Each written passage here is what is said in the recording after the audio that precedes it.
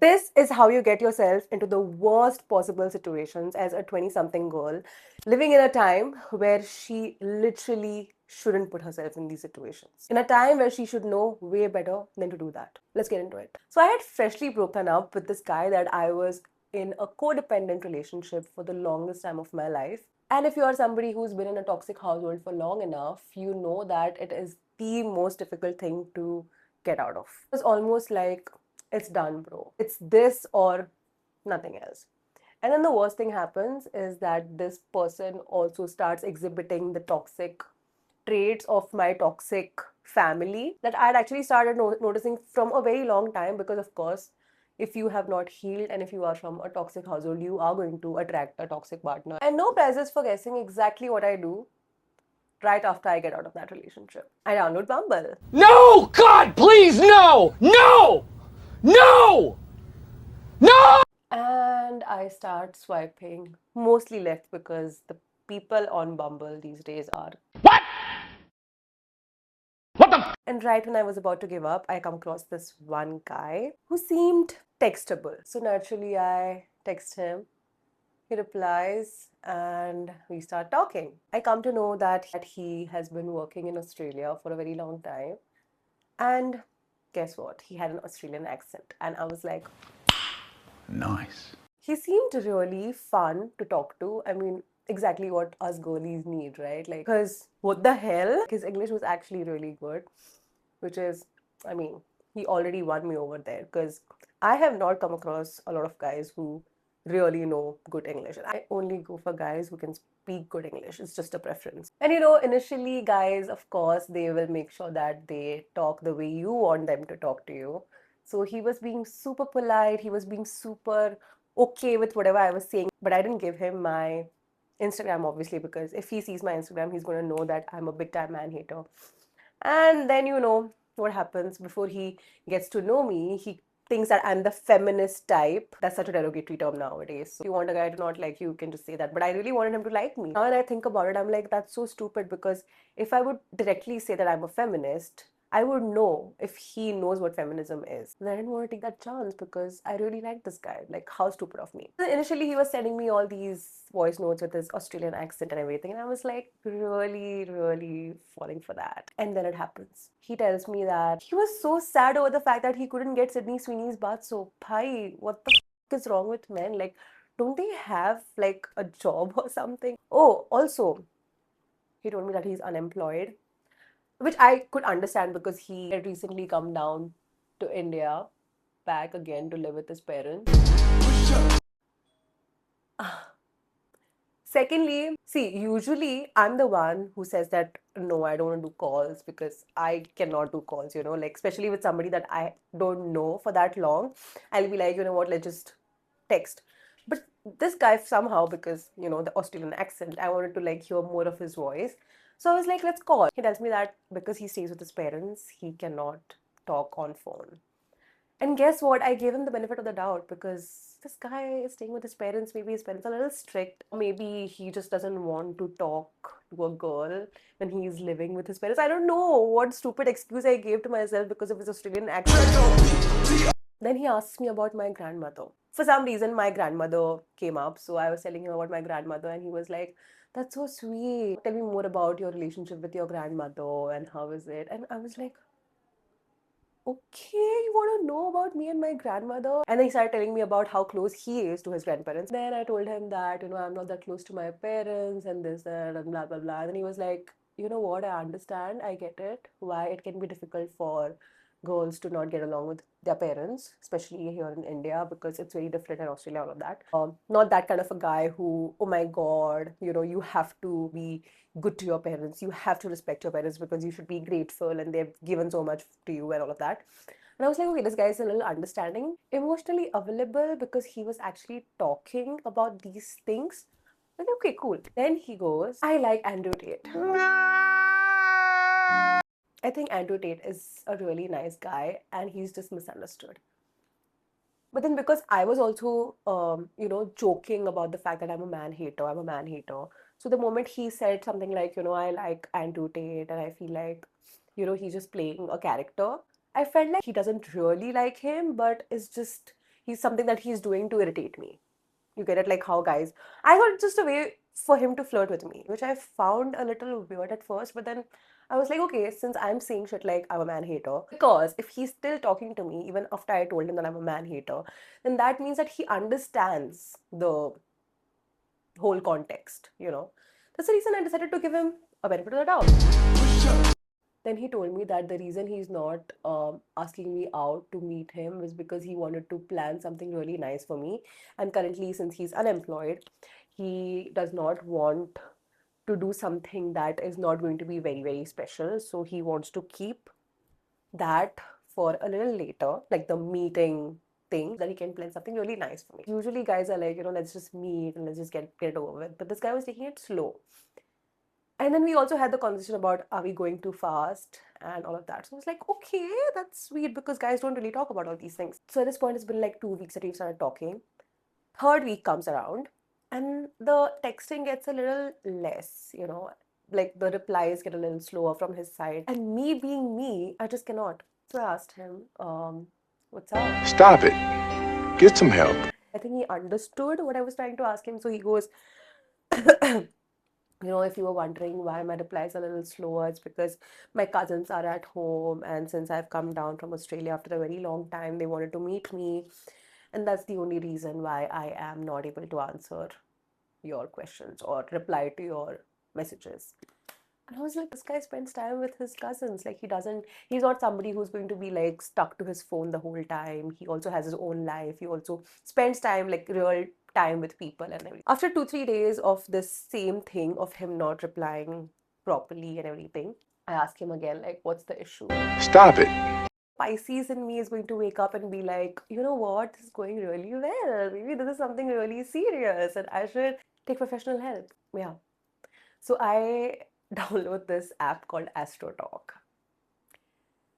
And this is where everything goes downhill. There was this one lady that somebody has suggested me that she's really nice with all this stuff. So I go to that lady for tarot reading and I tell her everything. I tell her his birth time, I tell her his birth date, I tell her everything that she needs to know to give me advice about what is going on between us. And she starts telling me that this guy is somebody who is going to take his own time with things. He is not somebody who is going to rush things, but he is somebody that if you stick around, he is going to give you that genuine affection and he is going to eventually fall really deeply in love with you, just like you need, because I know that's you, girly. I know that's you.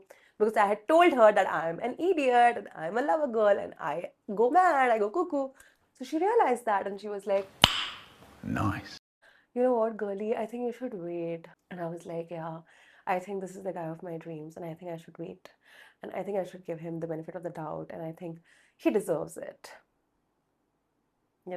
That's exactly what I did. The next week, again, the replies had gotten a little more slower because he had gotten chicken pox. That's what he told me, that the replies are like now even more slower because he had gotten chicken pox. And I don't know if chicken pox makes your hands not able to move, that you can't text somebody that you think is important to you. So I don't know if that was the case with him. Maybe this was some different kind of chicken pox that he had gotten where it specifically makes sure that you can't text somebody. So I do what I do. I text him No! God, please! No! and I'm like, hey, so, this is not something that I feel like is going to work out because at this point I've spoken to everybody. I've spoken to my cousin, I've spoken to my friend, I've spoken to this AstroTalk lady for like at least 5 hours about this guy who I was talking to for like 3 weeks. And I do not know anything about other than the fact that he has waited and waited and waited for somebody's used bath water. And he didn't get it because he was late and because everybody in this world wants this woman's bath water. Okay, I told him that that it's actually not Sydney Sweeney's bath water, right? Like it's not something. And he goes ahead and he tells me that no, I've done my research. It says on the pack that it is certified and it is actually her bathwater, her actual bathwater. And I was stunned. If only men could do this much research into understanding female pleasure. But no, we just want women's bathwater, that's it. But anyways, after that, I start spiraling, right? After the third week, I start spiraling because he's not replying to me. He's not showing me any affection like how he used to. He had told me that he has not liked anybody in a very long time, but I'm that girly.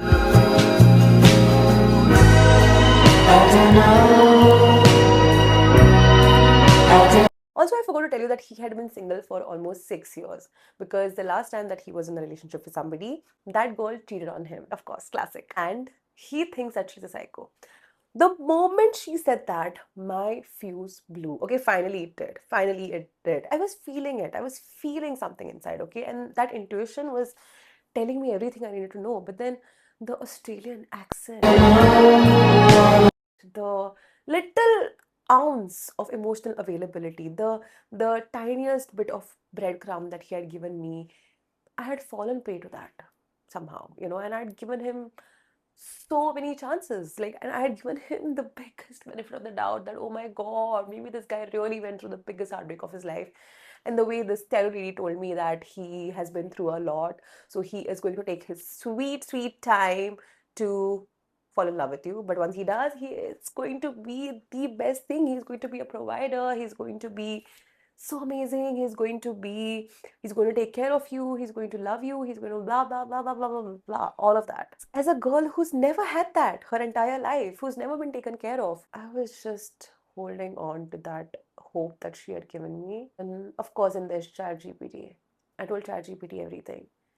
And ChatGPT did what ChatGPT does best. It makes sure that you don't feel like anything is going to go wrong. And that is when I realized that this entire world is meant to feed you what you already believe. So if you already believe that, oh my God, I must be wrong, ChatGPT is going to feed you that. Oh, maybe you are wrong. Maybe he is actually a nice guy. Why do you have to think so much? Maybe just give it a little bit of time. Maybe let things marinate a bit. That's exactly what I did. Fucking hopping Mercedes on. Because I was like, I think I know that this guy is going to let me down slowly, and I didn't want him to let me down slowly. I wanted to be the one who just dumps him because of his emotional unavailability, because I realized that that's just the kind of guy he was. And he just wanted to keep me around because, of course, he was chatting with other girls. So I messaged Wait him. for it. I'm saying, you know what, I don't think this is going to work out. I think I really don't get the vibe from us that we are going to work out, and I really need somebody that takes responsibility, that is really serious and wants something serious out of a relationship. Now I understand that maybe it was too fast, but that's just how my brain works in the situations. I want to get out of there. I don't want to be dragged out of there. I would rather walk by myself respectfully, close the door behind me, and just keep instead of being dragged out and just been told to, like, I think you should leave. I don't want that. I want to work out by myself. So that's what I did. And I sent him the message and I just block him. I had done that in a fit of anger and rage, and that's when I was like, no, why did I do that? I shouldn't have done that. So I unblocked him. Stop it. And then I realized the moment I had sent him the message, I had blocked him. So of course the message is going to be deleted. Of course he's not going to get the message. He's not going to be able to see the message because I've blocked him. He's not going to find me. And he's just going to feel like I just blocked him out of nowhere. So I unblock him. I'm about to type and I realize that I should just check Bumble first, because maybe I can text him there instead. If I'm texting him on Instagram and I've blocked him, then I'll be going in his requests, right? I didn't want that. So I was like, you know what, let me go back to Bumble and text him there itself, because there, of course, he's going to get the message directly. Guess what? He had closed the chat. He one-upped me. He freaking one-upped me. And I felt so bad. I went back. I texted him on Instagram saying that, oh my God, oh my God. And this was like a day apart, okay? Like the next day I did this. The next day I go and I text him saying that, oh my God, I'm so sorry. I did that like because I was mad and, I really, like, I didn't know what I was doing. I don't know why. I don't know why I said that because I knew exactly what I was doing. What's wrong with me? So then I sent that message and I never got a reply to that message. I waited like a week and I don't know why I went so mad over this whole thing. I went on Bumble, I deleted my account, I made a new account, and I was hoping and praying that I can match with him again. And guess what? I kept swiping and I got his profile and I swiped right on it. I realized like what the am I doing? What is wrong with me? And then I went and I deleted my whole account. So I realized one thing out of this, that I really need to calm down at times, and also that I really need to trust my instinct. I don't need to do this. Oh, you know what? Maybe I just did that out of anger. Maybe I didn't mean it.